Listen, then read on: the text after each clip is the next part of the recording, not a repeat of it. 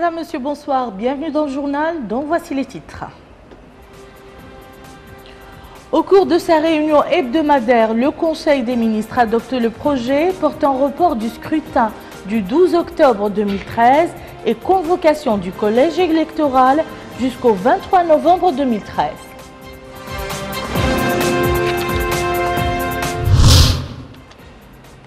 Démarrage d'une campagne de prévention des épidémies et de la lutte contre le paludisme à Nouakchott.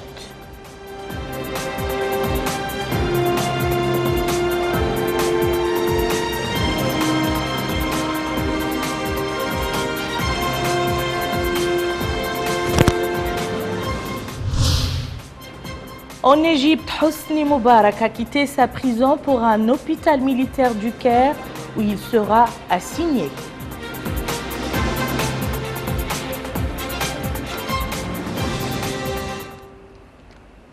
Merci, Madame, Monsieur, de vous joindre à nous. Le Conseil des ministres s'est réuni aujourd'hui sous la présidence de Mohamed Ould Abdelaziz, président de la République.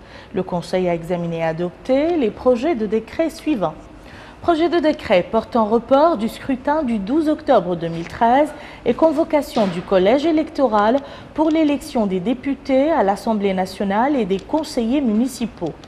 Le projet de décret, qui fait suite à la délibération du comité directeur de la Commission électorale nationale indépendante, a pour objet de convoquer le collège électoral le samedi 23 novembre 2013 et en cas de second tour le samedi 7 décembre 2013 de 7h à 19h en vue de l'élection des députés à l'Assemblée nationale et des conseillers municipaux.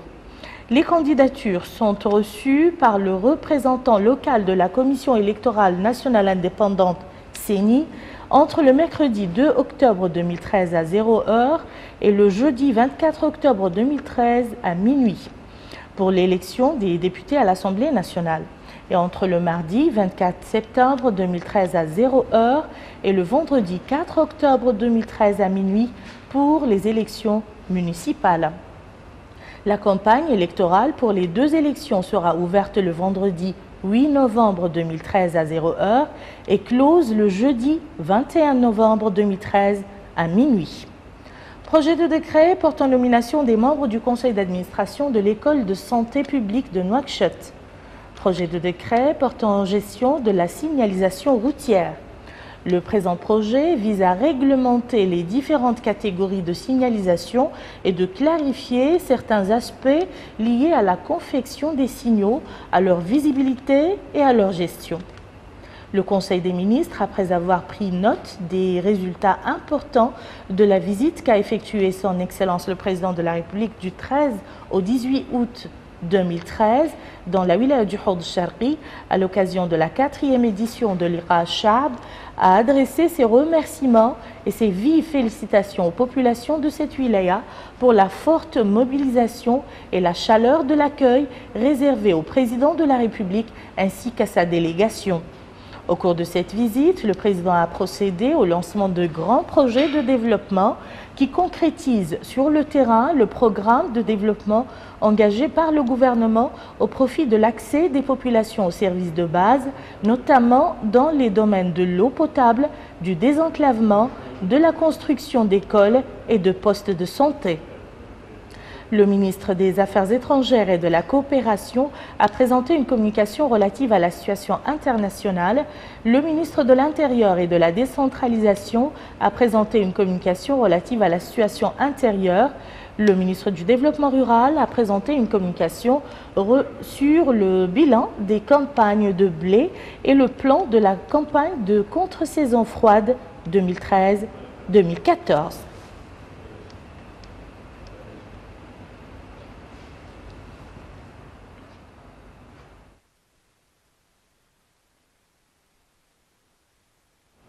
Les ministres de la Santé, du Développement rural et des Relations avec le Parlement, de la Communication et des Relations avec le Parlement ont commenté cet après-midi les résultats du Conseil des ministres réunis auparavant dans la journée.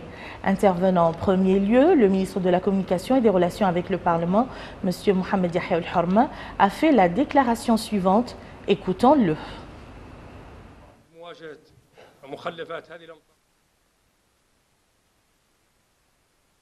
Que le Conseil des ministres s'est réuni aujourd'hui et qu'il a abordé un ensemble de questions importantes. Par ordre d'importance, on va citer premièrement le projet de décret modifiant l'échéance pour la convocation du collège électoral pour les électeurs des élections municipales et législatives, dans le cadre de la recherche de consensus politique et après plusieurs discussions, notamment entre les partis signataires de l'accord politique issu du dialogue national, il a été convenu donc par consensus entre ces deux pôles politiques importants de proposer de façon consensuelle donc le recul des élections législatives et municipales et la convocation des électeurs pour le samedi 23 novembre et, le cas échéant, s'il y a deuxième tour, et le 7 décembre en cas de deuxième tour. Donc des détails concernant les dates de dépôt des candidatures auprès des structures décentralisées ou déconcentrées de la CENI pour les municipales et pour les législatives. Et voilà à peu près donc, la quintessence de ce projet de décret. De ce décret, donc, c'est de reculer les élections législatives et municipales. La recherche de consensus demeure donc le fondement de toute cette démarche et donc elle progresse, elle a assez bien progressé. Dans un deuxième temps, nous avons parlé donc d'une communication relative à la culture du blé en Mauritanie parce que c'est quand même une céréale importante qui constitue 40% de nos besoins en céréales et il y a un programme depuis plusieurs années de conception et de développement de la culture du blé en Mauritanie. Le ministre donc développement rural en a fait donc la quintessence lui aussi. Donc cette culture du blé bute sur deux séries de problèmes. D'une part, il y a des problèmes liés à l'aménagement, les techniques d'aménagement et donc le résultat de ces techniques demeure un obstacle, un frein au développement de la culture du blé. Il y a aussi une mécanisation qui n'a pas encore atteint les niveaux requis. Et malgré cela, il y a donc une option stratégique pour développer la culture du blé, dont l'objectif, donc, à moyen terme, on va dire, pour les prochaines années, est d'arriver à l'aménagement de 4500 hectares, 2500 en irrigué et 2000 en culture sous pluie. Donc ça aussi, ça constitue une option importante pour l'autosuffisance alimentaire. Il a été question également donc des problèmes, on va dire des dommages collatéraux liés aux dernières pluies qui sont nombreux. Il y a les problèmes liés à la santé publique dont le ministre de la Santé a parlé tout à l'heure.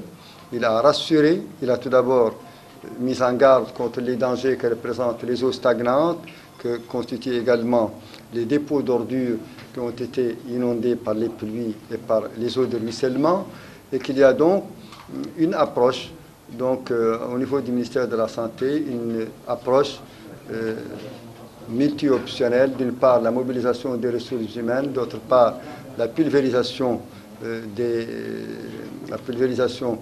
de produits qui sont de nature donc à limiter les dégâts. Voilà, donc le ministre de la Santé a longuement parlé des options et des mesures qui sont prises au niveau du département pour limiter les dommages collatéraux liés au problème des pluies et des eaux de ruissellement et des eaux stagnantes.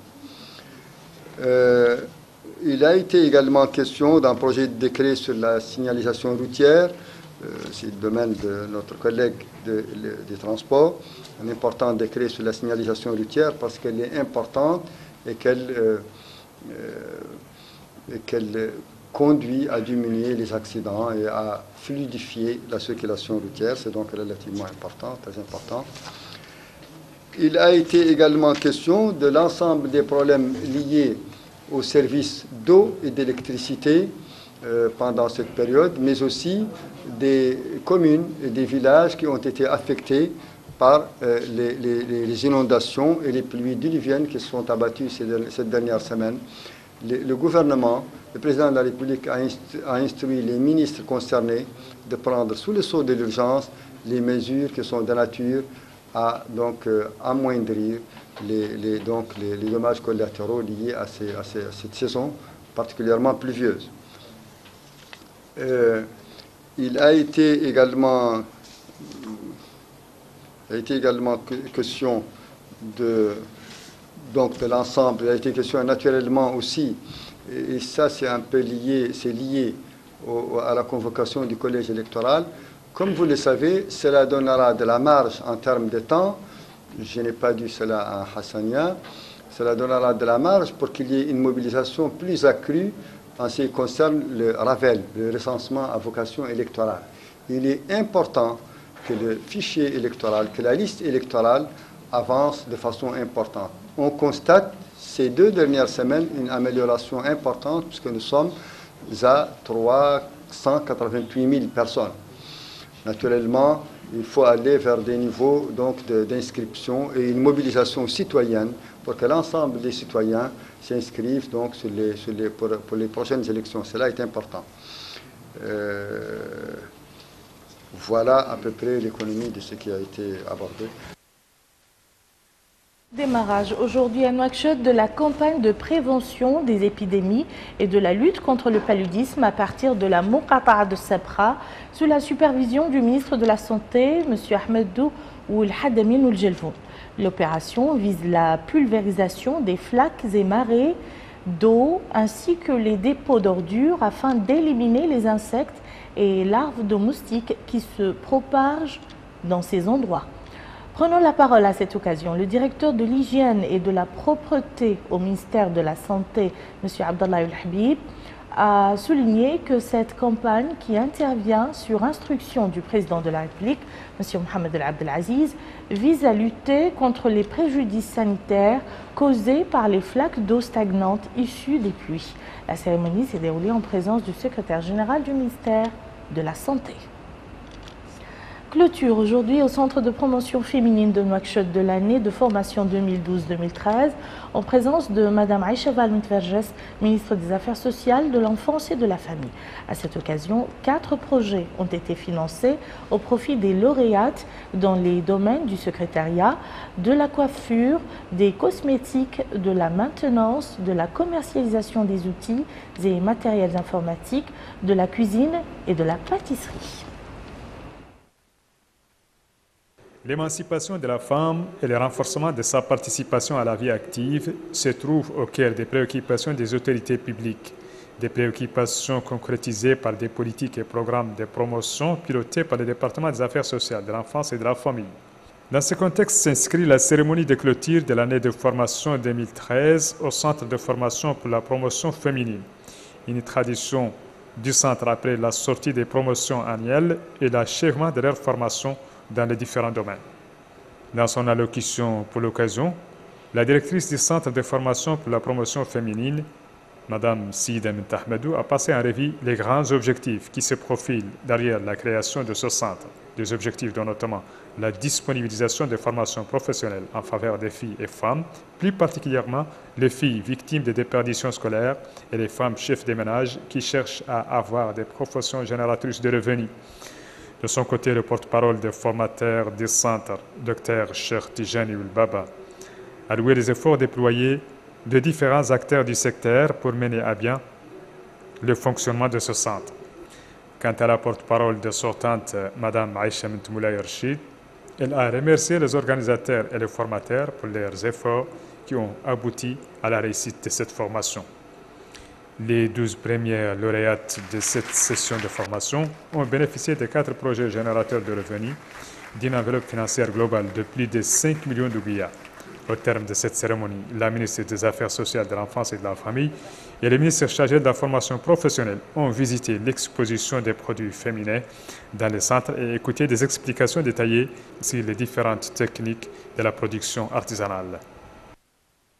La ministre des Affaires sociales, de l'Enfance et de la Famille, Mme Aïcha Valmit-Vergès, en visite dernièrement à Nouadhibou, s'est rendue à différentes structures relevant de son département pour constater de près le fonctionnement de ces structures.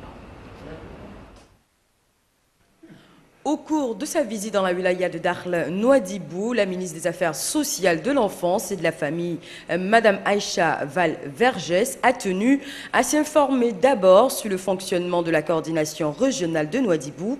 Cette structure s'occupe des familles, des personnes handicapées, des affaires sociales et de l'enfance. Une occasion pour la responsable de la coordination qui relève du département des affaires sociales de passer en revue l'importance de cette structure et le soutien qu'elle apporte aux familles de cette wilaya. Madame Aïcha Val-Vergès a ensuite distribué des quantités de produits alimentaires aux familles nécessiteuses. Elle s'est ensuite rendue au centre de ressources de la petite enfance et au projet d'appui au secteur de la santé et de la nutrition.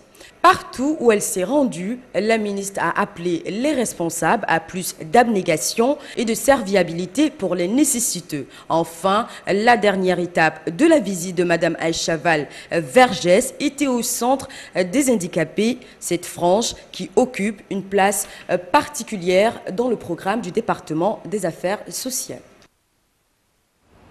Le ministère délégué auprès du Premier ministre chargé de l'Environnement et du Développement durable informe l'ensemble des départements ministériels, les élus locaux, les représentants de la société civile et l'ensemble de la population de Nouakchott que la campagne nationale de reboisement 2013 pour la protection de la ville de Nouakchott démarrera officiellement le samedi 24 août 2013 au niveau du bloc 6 de la ceinture verte de Nouakchott sous le haut patronage de son Excellence Monsieur le Premier ministre, Dr Moulay Ould Mohamed Laghdaf. À cet effet, un chronogramme et un plan détaillé du site de reboisement sera transmis à l'ensemble des structures départementales conviées aux opérations de reboisement. Pour toute information complémentaire, prendre contact avec le secrétariat général du département. La salle des conférences de la Chambre de commerce, d'industrie et d'agriculture de Mauritanie à Nouakchott a abrité ce jeudi le lancement des activités de l'association des anciens membres du Conseil constitutionnel, Dostouriyoun. Cette association regroupe un certain nombre de personnalités nationales connues d'anciens ministres, ambassadeurs, magistrats, avocats et présidents d'universités. Cette cérémonie a pour objectif l'association des anciens membres du Conseil constitutionnel Dostouriyoun. L'association, qui a vu le jour en juillet dernier, a pour objectif, entre autres, de promouvoir la culture du droit et la jurisprudence constitutionnelle, de faciliter l'échange des idées sur les questions de droit constitutionnel, de faciliter l'assimilation du droit et de la jurisprudence constitutionnelle par les personnes des institutions intéressées, de promouvoir l'enseignement du droit constitutionnel et de participer aux grands débats nationaux sur le droit constitutionnel. Dans un mot prononcé pour la circonstance, le président de l'association a indiqué que son institution est prête à coopérer avec toutes les parties intéressées dans ce domaine, notamment la participation à la surveillance des élections, que ce soit au niveau national, régional ou international, soulignant dans ce cadre que l'association s'engage à respecter une stricte neutralité vis-à-vis des protagonistes politiques et à contribuer à toute action de nature à ancrer l'état de droit. M. Abdallahi Ould Ali Salem a ajouté que l'action de l'association contribuera à éclairer la voie devant les institutions législatives et la jurisprudence constitutionnelle et à encourager le dialogue entre les experts constitutionnels à travers le monde. Pour sa part, le secrétaire aux relations extérieures dans l'association, Dr Ahmed Salem Ould Boubout, a indiqué que l'association est apolitique, non syndicale et sans but lucratif et sera ouverte devant tous ceux qui désirent y adhérer conformément à ses statuts et à ses objectifs. Cette association regroupe des personnalités nationales connues, dont d'anciens ministres, ambassadeurs, magistrats, avocats et présidents d'universités. Direction le Tagan à présent, plus précisément dans la commune de Rachid, qui a abrité dernièrement la commémoration du centenaire de la bataille de Rachid. Cette bataille a été l'œuvre de nos résistants contre l'occupation française. Cette rencontre vise à rappeler l'importance du rôle joué par la résistance nationale dans la défense de notre patrie.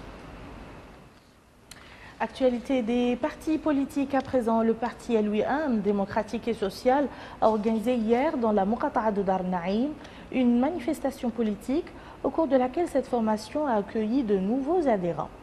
C'était l'occasion pour le président de cette formation politique, M. Bouedjel Ouhoumed, de souhaiter la bienvenue à ses adhérents. Il a aussi mis en exergue la position de son parti par rapport aux différentes questions politiques de l'heure, tout en rappelant que les préparatifs vont bon train pour les prochaines échéances électorales. Actualité des partis politiques toujours, la fédération Nouakchott 2 du parti de l'UPR dans la Muqata'a de Arafat a organisé une réunion de sensibilisation, réunion au cours de laquelle il était question de discuter des listes qui seront présentées par cette formation dans la Muqata'a de Arafat. Les intervenants ont rappelé la nécessité de s'inscrire sur la liste électorale afin d'assurer à leur formation une large victoire dans les prochaines élections.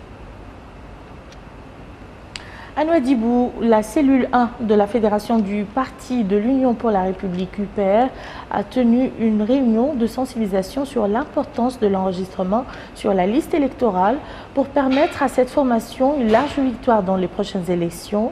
Les différents intervenants ont passé en revue les réalisations accomplies dans notre pays et ce, à travers le programme électoral du président de la République. Le parti de l'Union des jeunes démocrates a organisé à Nouakchott une conférence de presse au cours de laquelle ils ont accueilli de nouveaux adhérents dans la Muqata'a de Arafat. Le porte-parole des adhérents a indiqué que cette adhésion vient après une réflexion bien étudiée et l'adoption du programme de cette formation. Le président de cette formation a souhaité la bienvenue aux adhérents. Il a indiqué que cette adhésion vient confirmer une fois de plus l'importance de leur programme. Actualité internationale à présent. Au Mali, Ibrahim Boubacar Keïta, vainqueur de la présidentielle d'août, a promis hier dans sa première déclaration publique depuis la proclamation de sa victoire qu'il sera le président de la réconciliation nationale. Il a annoncé parmi les priorités de sa politique l'établissement d'un état de droit, le redressement de l'armée et la lutte contre la corruption. C'est le premier discours d'Ibrahim Boubacar Keïta depuis sa large victoire au second tour de l'élection présidentielle malienne le 11 août dernier.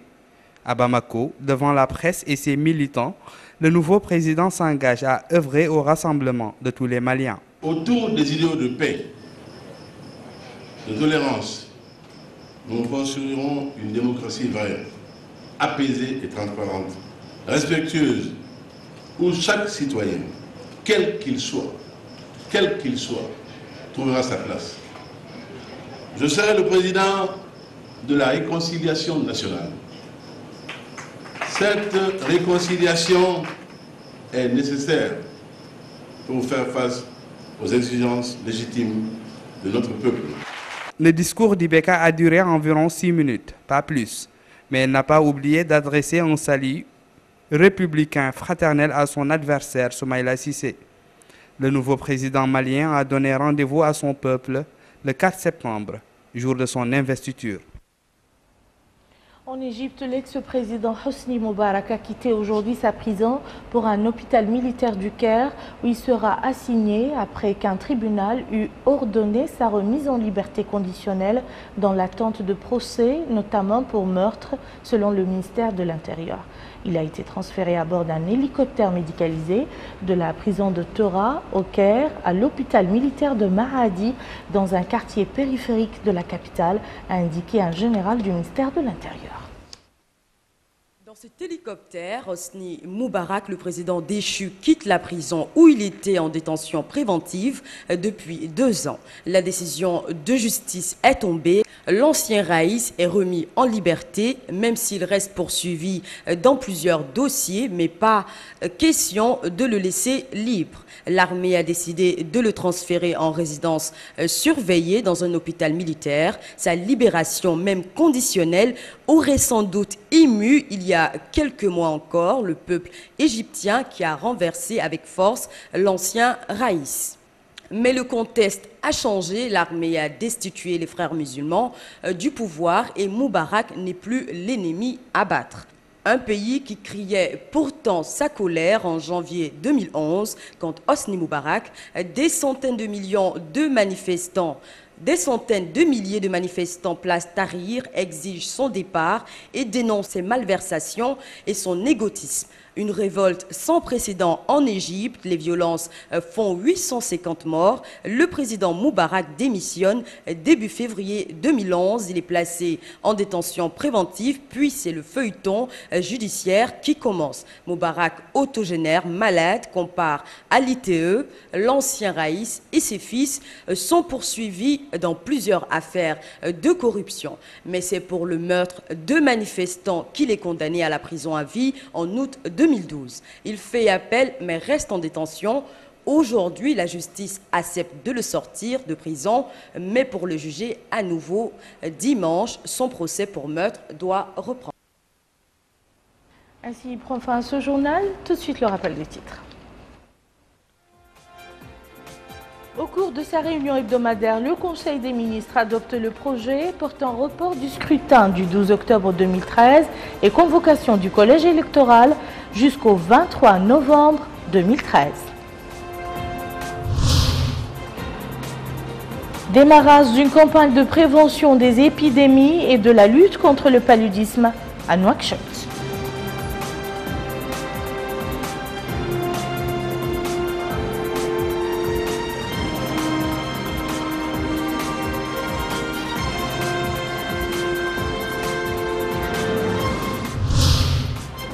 En Égypte, Hosni Moubarak a quitté sa prison pour un hôpital militaire du Caire où il sera assigné.